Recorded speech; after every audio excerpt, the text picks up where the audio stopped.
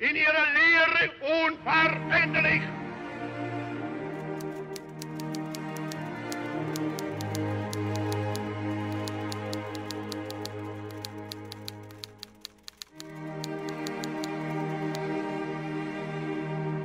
This country is at war with Germany.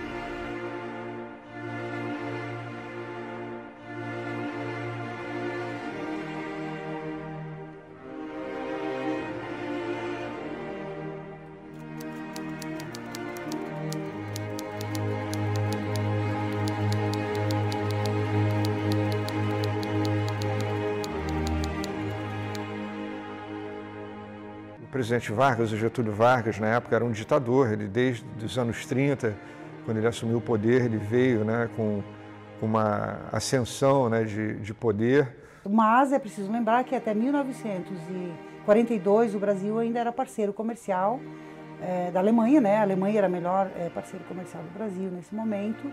No momento em que o Vargas se convenceu de que uma associação com os americanos ia ser muito mais vantajosa para o Brasil do que uma associação com os alemães, como estava acontecendo no final dos anos 30. A Alemanha precisava de parceiros comerciais e o Brasil se tornou um grande parceiro comercial da Alemanha, fornecendo matéria-prima e tudo mais.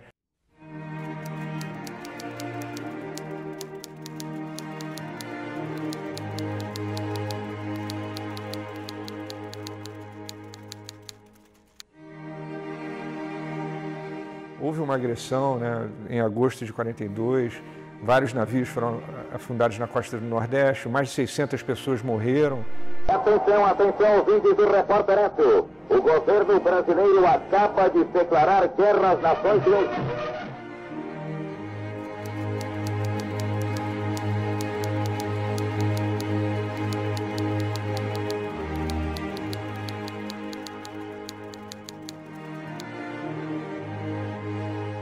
Então, Getúlio Vargas vai sim encampar um processo de repressão muito grande a esses italo-germânicos. E foi proibido, né, de se dar aula em outra língua, né? Não só alemão, mas as comunidades japonesas, italianas, polonesas foram, enfim, cerceadas aí desse aspecto, né? E os jornais também que circulavam nas colônias foram proibidos.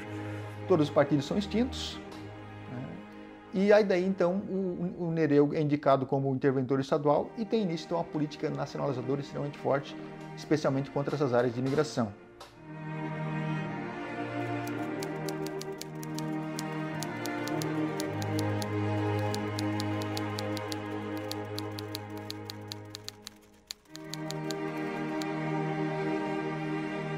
Por exemplo, aqui no Brasil, a gente tinha uma quantidade enorme de integrantes do Partido Nazista. E aqui em Timbó, em Santa Catarina, teve o primeiro Partido Nazista, né? Em 1922 ele foi formado. Mais ou menos na época que estava sendo formado na Alemanha também. Havia sim pessoas no estado de Santa Catarina que professavam, ou que uma parte delas inclusive era do Partido Nazista. Principalmente dentre os alemães, mais na região do Vale do Itajaí, né, um pouquinho no Alto Vale e na região de Joinville, em torno de 10% dos alemães vindo da Alemanha, né? Eu me recordo que na época era comum os blackouts, que as luzes da cidade toda eram apagadas porque havia a notícia que submarinos alemães estavam na costa catarinense.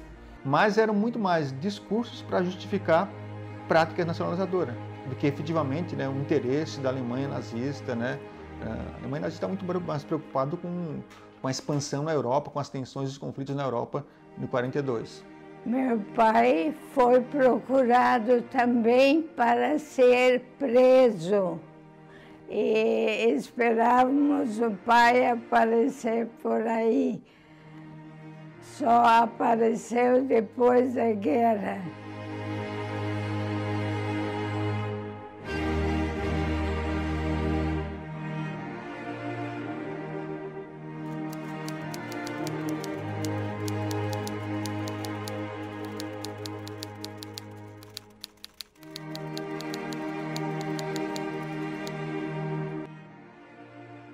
E também a proibição da língua, né? Também no sul de Santa Catarina houve a problemática da proibição da língua, pessoas tiveram que parar de falar de uma hora para outra o italiano, o alemão, e isso redundou em um grande medo, né?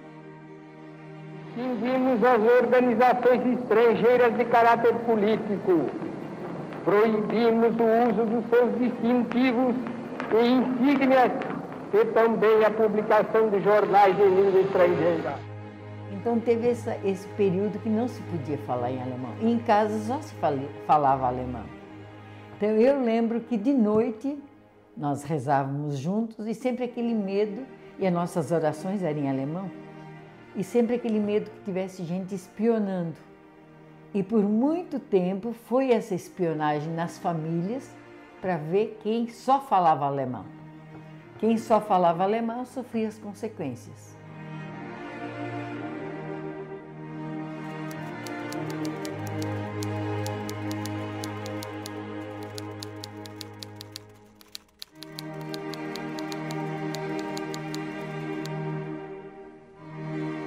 Não tinha muito critério, recolhia o que achava pela frente que podia designar uma aproximação com a Alemanha e a Itália.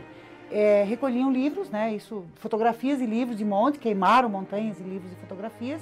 Todos sabiam que deviam queimar tudo que era alemão.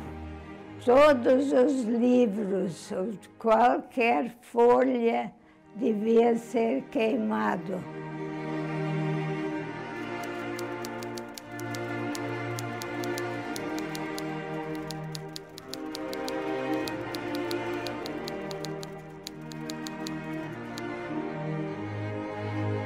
Aqui em Forquilinha, que é uma colônia alemã, os alemães foram perseguidos, né? Porque foram inclusive denunciados que havia uma estação de emissão de notícias, né, clandestina para a Alemanha, né? Tudo isso foi uma farsa, uma inverdade, né? Mas isso culminou com a prisão, inclusive, do professor Jacob Arndt, né? Que foi uma injustiça comentada por pessoas que não eram ligadas a ele, né? Entre os presos era o tio Jacó, o professor que tinha sido 27 anos professor em Forquilinha. Agora foi preso por causa de um atlas. Não percam isso, que vergonha para o Brasil. Prenderam um professor de 27 anos. Ele disse nas entrevistas, né, que ele concedeu posteriormente que ele entrou lá com 90 quilos e saiu com 60 quilos. Né? Então houve passou por uma situação extremamente difícil. Né? Tio Jacó, em Florianópolis, devia trabalhar na água de arroz. Ele tinha reumatismo. E o reumatismo se agravou. Eu descobri que em Timbé do Sul, no sul de Santa Catarina, havia um campo onde ficavam reclusos, né, recolhidos, só homens, alemães e também italianos, porque eles eram considerados perigosos, né? Não campos de concentração no sentido aquele estritamente nazista, né, de extermínio, né, mas campos de reclusão de pessoas tidas como indesejáveis.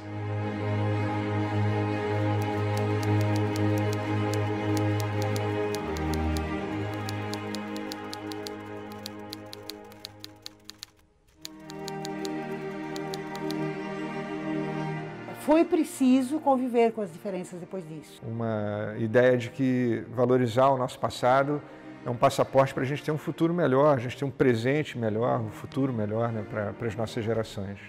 A Rádio de Hamburgo, depois de transmitir o crepúsculo dos deuses durante muitas horas, acaba de anunciar o Führer morreu.